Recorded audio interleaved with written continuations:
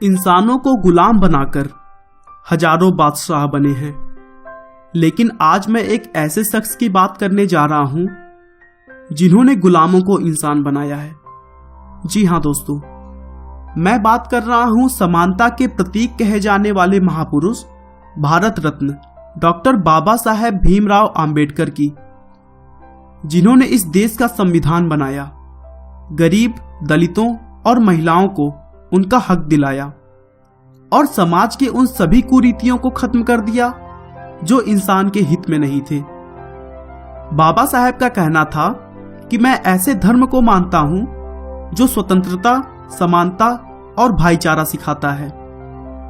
लेकिन पूरे देश के लिए इतना कुछ करने वाले महापुरुष ने शुरुआती दिनों में अपनी नीची जात को लेकर समाज द्वारा किए गए अत्याचारों को जितना झेला है, शायद ही उनके अलावा कोई होगा जो उन अपमानों को भूलने के बाद आगे बढ़ते रहने की सोच रखता होगा।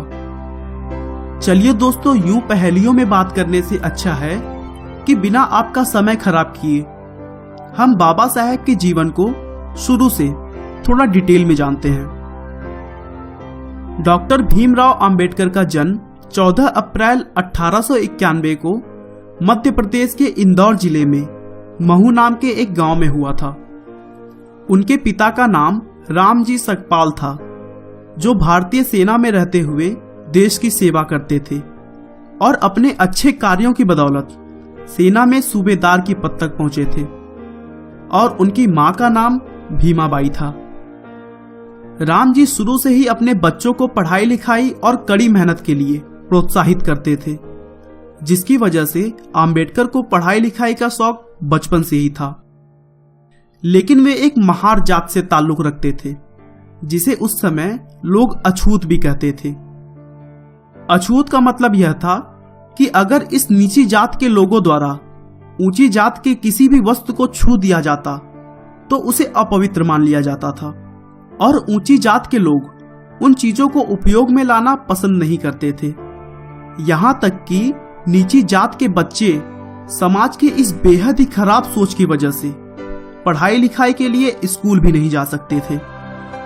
लेकिन सौभाग्य से सरकार ने सेना में काम कर रहे सभी कर्मचारियों के बच्चों के लिए एक विशेष स्कूल चलाई, और इसी की वजह से अंबेडकर की शुरुआती पढ़ाई पॉसिबल हो सकी। स्कूल के पढ़ाई लिखाई में अच्छे होने के बावजूद अंबेडकर और उनके साथ के सभी नीची जात के बच्चों को क्लास के बाहर या फिर क्लास के कोने में अलग बैठाया जाता था, और वहां के टीचर्स भी उन पर थोड़ा भी ध्यान नहीं देते थे।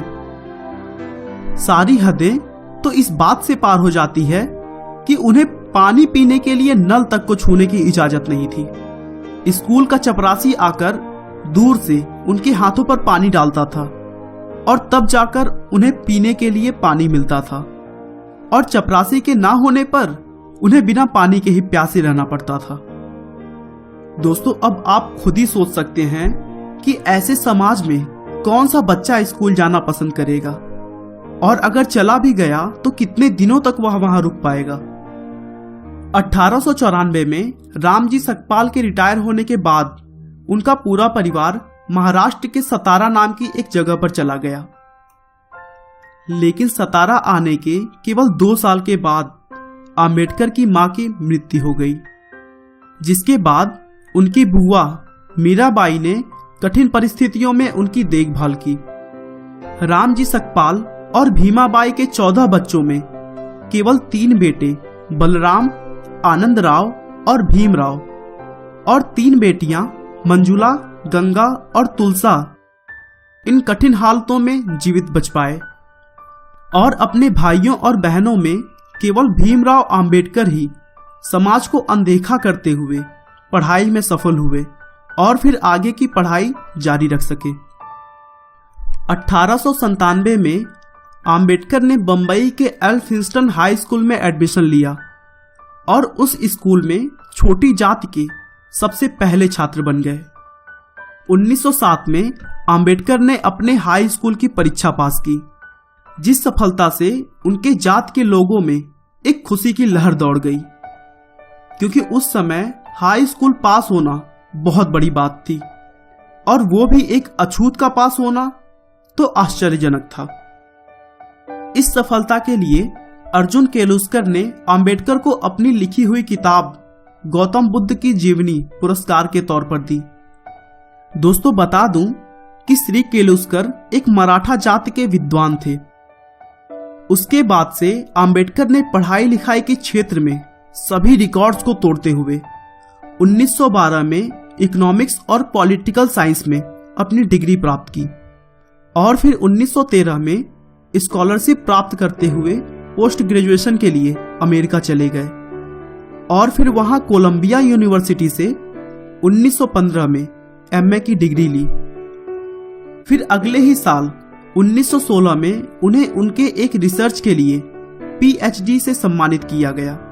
इस रिसर्च को उन्होंने एक किताब evolution of provincial finance in British India के रूप में प्रकाशित किया। अपनी डॉक्टरेट की डिग्री लेकर सन 1916 में अंबेडकर लंदन चले गए, जहां उन्होंने लंदन स्कूल ऑफ इकोनॉमिक्स में कानून यानी लॉ की पढ़ाई और अर्थशास्त्र में डॉक्टरेट की तैयारी के लिए अपना नाम लिखवा लिया।